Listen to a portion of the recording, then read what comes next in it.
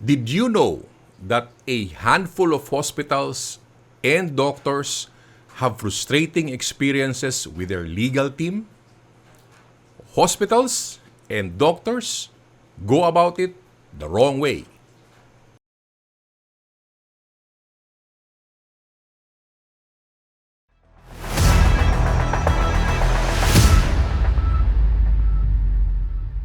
By the end of this video, you will discover some annoying and aggravating experiences that doctors and hospitals live through as they process their legal cases.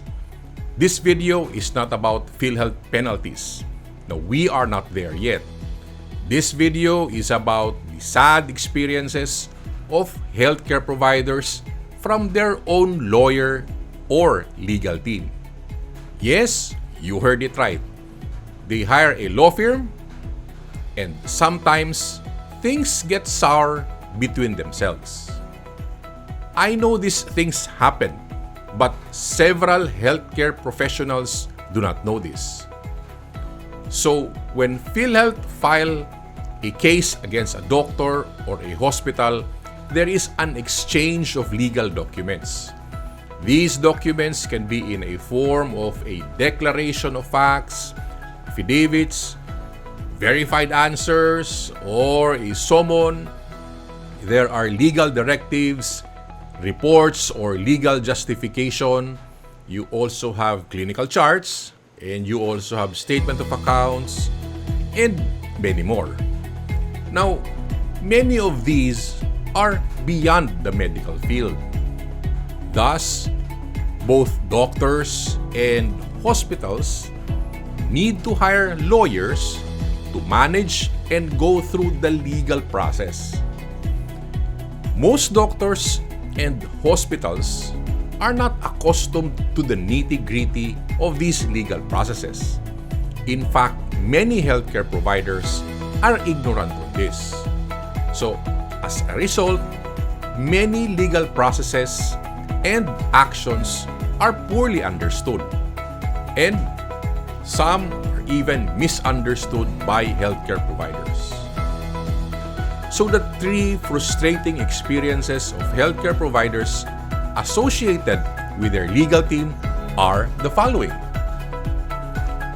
Legal team has poor knowledge on how PhilHealth works. So during PhilHealth investigation and case build-up, doctors and lawyers hire law firms to manage all legal challenges. You have lawyers there to advise these doctors on legal rights and their legal responsibilities. So, law firms represent them as well in any legal case. But unfortunately, at times, it is not as simple as it sounds. Now, many healthcare providers give the law firm full autonomy on what to write and what to do. This happens because some healthcare providers pass everything to the law firm in the hope that all will be fixed in a brief period. Unfortunately, it is not as simple as that. Now, I have seen hospitals as well as doctors distressed or upset after learning on the last minute that the firm drafted a weak and poorly prepared verified answer on a PhilHealth complaint. Now, some of the justifications or arguments were obviously unfounded. And at times, the explanation drafted shows inexperience on the situation. Now, since it is near deadline, the reply cannot be edited. So the draft becomes the final version. So as a result, both the doctor and the hospital have no choice but to submit the reply to PhilHealth. So as expected, PhilHealth accreditation of both parties are affected. Now, the next is legal fee is more expensive than the total value of the claims involved. When legal problems arise, the common practice of some doctors or hospital is to call a lawyer who will not charge a fee. So this is a friend or probably a relative. Now, do you agree? Now, on the other hand, some doctors shop for competent lawyers. When a doctor shops for a lawyer, the first thing comes to mind is how much does the lawyer charge? So, according to some of my lawyer friends, the professional fee of a lawyer will depend on the nature and the complexity of the case. The financial capacity of the client is also considered, as well as the extent of work required is a major factor. Now, if I am not mistaken, most lawyers have a thorough discussion on this, plus documentation on legal fees before any engagement will happen. Unlike doctor's fee, a lawyer or legal fees are variable depending on the arrangement. Now, for a handful of healthcare providers, this variability is confusing. So as a result, many doctors are surprised on the legal fees that they need to pay. A common question they raise is this: if the claim is worth 15,000, how come the legal fee is 50 or 70,000 per claim? Now, I know some of this question is trivial, but honestly, this question has been raised several times. So, my reply is very simple. Doctor, let us go ask this question to your lawyer. Now, the last frustrating experience is the legal team provides poor clinical judgment or explanation.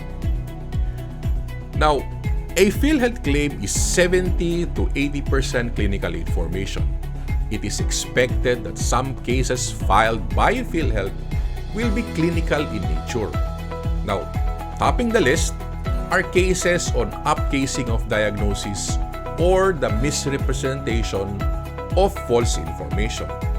This is claiming an illness or a procedure of higher severity to receive high benefit payment. Now, again, some doctors and hospitals delegate everything to the law firm.